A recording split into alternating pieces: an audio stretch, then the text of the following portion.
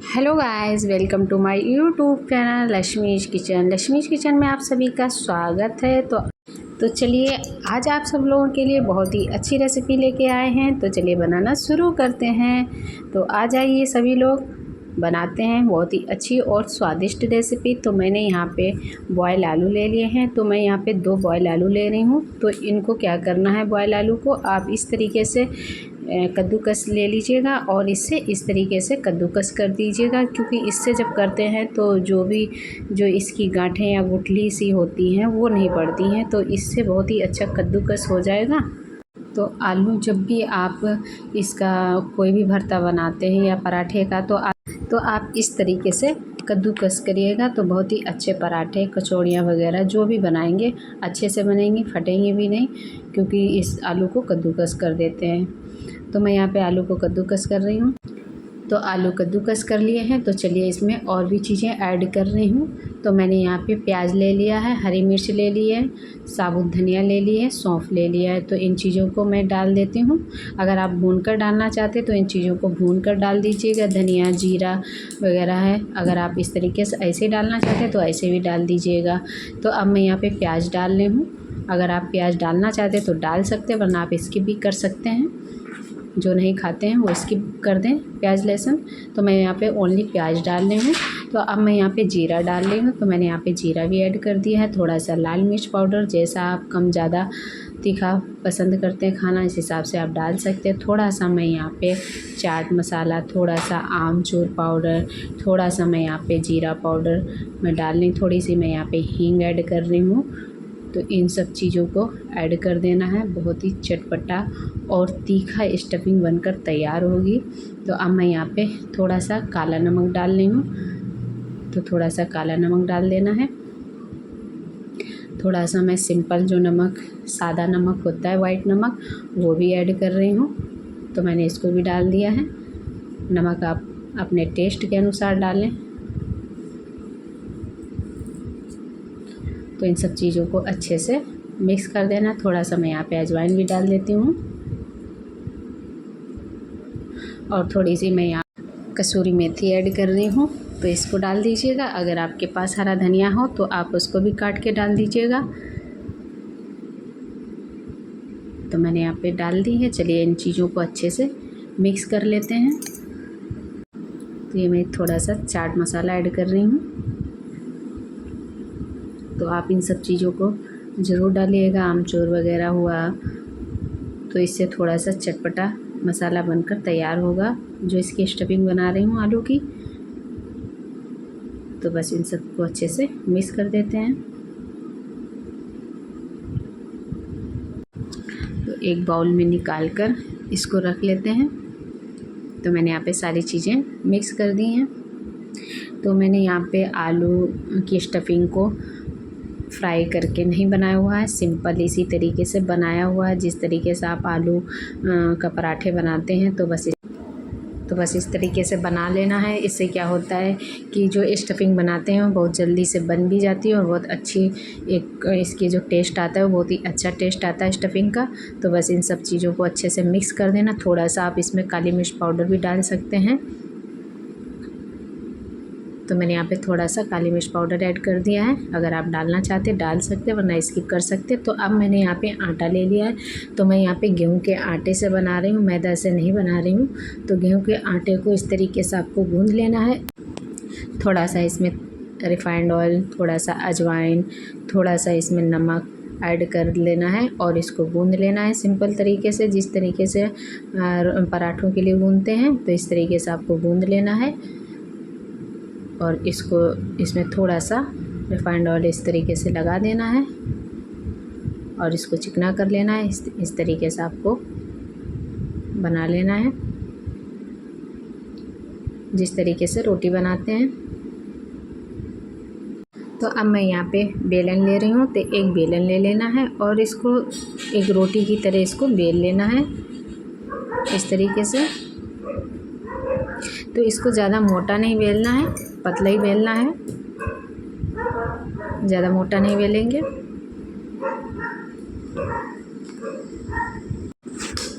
तो बस इस तरीके से बेल कर तो चलिए देखते हैं क्या बनाते हैं।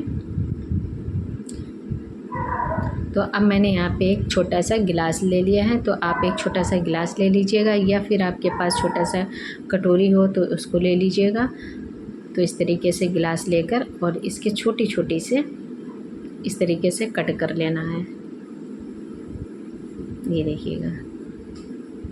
तो जैसे ऐसा होता है जब कभी आप कचौड़ी बनाते हैं तो जिन लोगों की कचौड़ी फट जाती हैं, स्टफिंग बाहर निकल आती है, वो लोग नहीं बना पाते हैं, तो आप ये तरीका भी इसमें देख लीजिएगा। तो इस तरीके से भी आप बना लीजिएगा, तो इससे आपकी कचौड़ी की जो स्टफिंग है वो बिल्कुल भी बाहर नहीं निकलेगी, कचौड़ी बिल्कुल भी नहीं फटेंगी। आप इस तरीके से इसको बना सकते हैं। तो ये भी तरीका बहुत अच्छा है, बट मैं यहाँ पे आप लोगों को इस तरीके से दिखा रही हूँ। तो ये देखिएगा, मैंने यहाँ पे छोटे गिलास से इस तरीके से छोटी छोटी सी पूड़ियाँ काट ली हैं। तो अब मैंने यहाँ पे जो आलू की स्टफिंग बनाई हुई थी, तो इसके छोटे छोटे से गोल से बना लेने हैं बॉल से, और इसके बीच में इस तरीके से रख देना है। तो यकीन मानिए जब आप इस तरीके से बनाएंगे तो आप कचौरी खाना भूल जाएंगे, समोसा खाना भूलें, इतने टेस्टी बनते हैं ये, बहुत ही स्वादिष्ट लगते हैं। और ये नुकसान भी नहीं करते क्योंकि आटे से बने हुए हैं। तो जब भी कोई नाश्ते में आपको खाने का दिल कर रहा हो, या नाश्ता बनाना हो, या शाम का कोई स्नैक्स वगैरह कुछ खाने का दिल कर रहा हो चाय के साथ, तो आप इस तरीके से बनाकर खा लीजिएगा। बहुत ही टेस्टी, बहुत ही स्वादिष्ट बनते हैं। ये देखिएगा। तो कुछ इस तरीके से आपको छोटे छोटे से बॉल से आलू की स्टफिंग के रख देने हैं, और बस इस तरीके से चलिए देखते हैं अभी।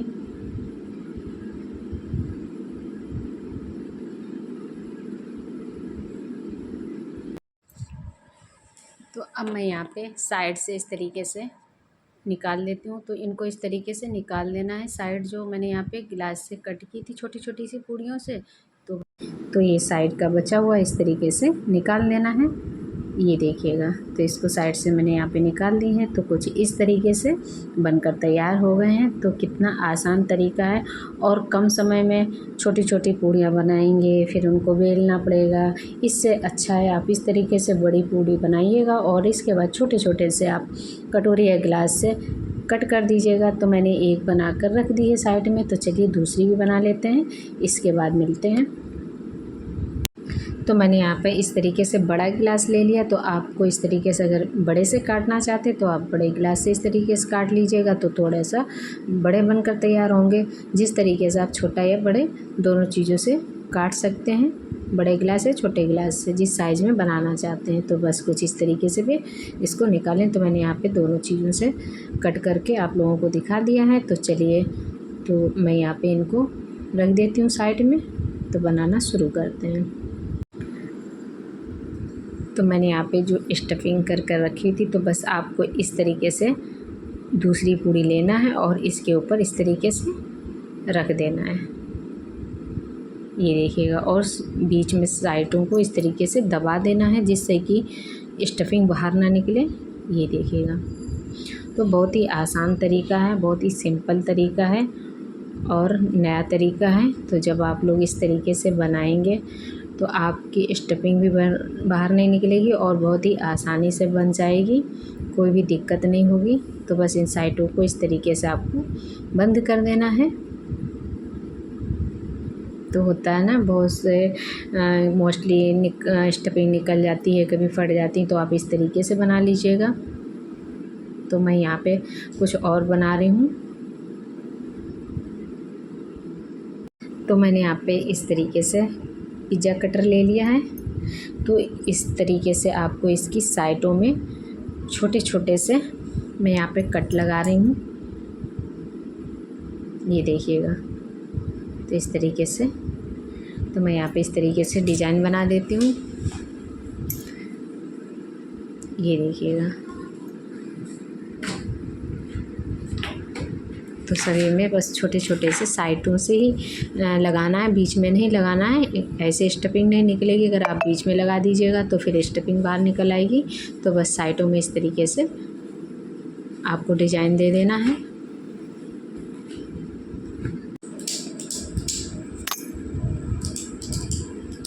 तो ये देखिएगा,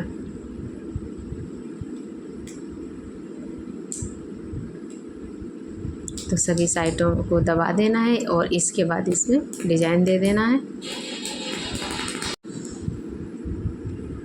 तो आप नाइफ़ से भी लगा सकते हैं। आप चाकू इस तरीके से ले लीजिएगा और चाकू को साइडों में इस तरीके से, ये देखिएगा, तो आप सिंपल चाकू से भी आप कट लगा दीजिएगा, इस तरीके से डिज़ाइन दे दीजिएगा साइडों में, ये देखिएगा। तो देखने में बहुत ही अच्छे लगते हैं और खाने में बहुत ही टेस्टी होते हैं, बहुत अच्छा लगता है। ये स्नैक्स बनाकर आप खा सकते हैं। तो बस सभी में इस तरीके से साइडों में कट लगा देना है। कितना अच्छा डिज़ाइन लग रहा है। आई होप आप लोगों को पसंद आएगा। तो जैसे कोई मेहमान आ जाता है तो सिंपल कचौड़ी बनाना होता है तो कुछ नया इस तरीके से बनाएंगे तो देखने में भी अच्छा लगता है और खाने में तो अच्छा लगता ही है, टेस्ट आता है। बट जब इस तरीके से बनाएंगे कुछ नया लगता है और देखने में भी अच्छा लगता है। तो इस तरीके से आप बनाइएगा, ये देखिएगा। तो बस सभी में इस तरीके से लगा लेते हैं। तो बिल्कुल ये स्टफिंग बाहर नहीं निकलेगी जब आप इस तरीके से लगाइएगा। और अभी मैं यहाँ पे आगे दिखाती हूँ तो बिल्कुल भी स्टफिंग इसकी बाहर नहीं निकलती है। तो मैंने यहाँ पे तैयार कर लिया और भी इसी तरीके से तैयार कर लेती हूँ डिज़ाइन बनाकर। तो अभी मैं यहाँ पे इसी तरीके से और भी बना लेती हूँ और इसमें भी डिज़ाइन लगा लेती हूँ। तो ये देखिएगा, अगर आप इस तरीके से बिना डिज़ाइन के बनाना चाहते हैं तो आप इस तरीके से बना लीजिएगा। तो मैंने यहाँ पे स्टफिंग कर दी है, सेम प्रोसेस है। एक नीचे आपको पूड़ी रख के बीच में छोटे छोटे से बॉल रख के और ऊपर से एक पूड़ी रख देनी है, जो स्टफिंग के बॉल आलू के बनाए हुए थे। तो बस देखिएगा, तो मैं यहाँ पे इस तरीके से इसको भी डिज़ाइन दे देती हूँ।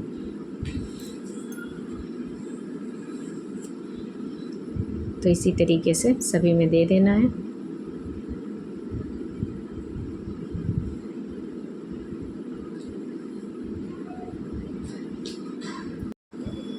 तो यहाँ पे मैंने सभी डिज़ाइन को बनाकर कुछ इस तरीके से तैयार कर लिया है। तो मैं यहाँ पे थोड़ा सा हरी मिर्च ऊपर से लगा देती हूँ तो देखने में अच्छा लगेगा। तो आप लगाना चाहते हैं लगा सकते हैं वरना आप स्किप भी कर सकते हैं। आप सिंपल इसी तरीके से रख लीजिएगा। तो सभी में मैं यहाँ पे इस तरीके से लगा देती हूँ। तो चलिए मिलते हैं आगे प्रोसेस के साथ।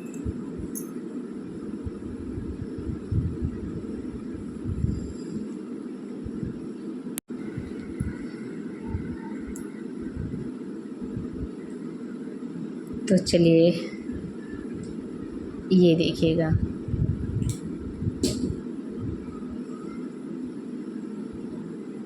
तो यहाँ पे आप लोगों को इस तरीके से मैं यहाँ पे दिखा देती हूँ। तो देखिए डिज़ाइन कितना अच्छा लग रहा है।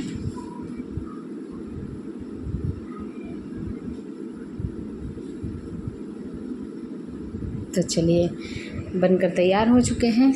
तो आगे इनको बनाते हैं। तो अब मैंने यहाँ पे गैस ऑन कर दी है, गैस का फ्लेम लो रखा है। मैं यहाँ पे रिफाइंड ऑयल डाल रही हूँ। तो जब ये गर्म हो जाए तो इसके बाद मैं यहाँ पे डाल देती हूँ। तो ये गर्म हो चुका है। तो मैंने यहाँ पे जो बना कर रखे हुए थे तो इसको इसमें डाल देते हैं इस तरीके से। तो आप इसमें कम ऑयल में इनको निकाल सकते हैं इस तरीके से।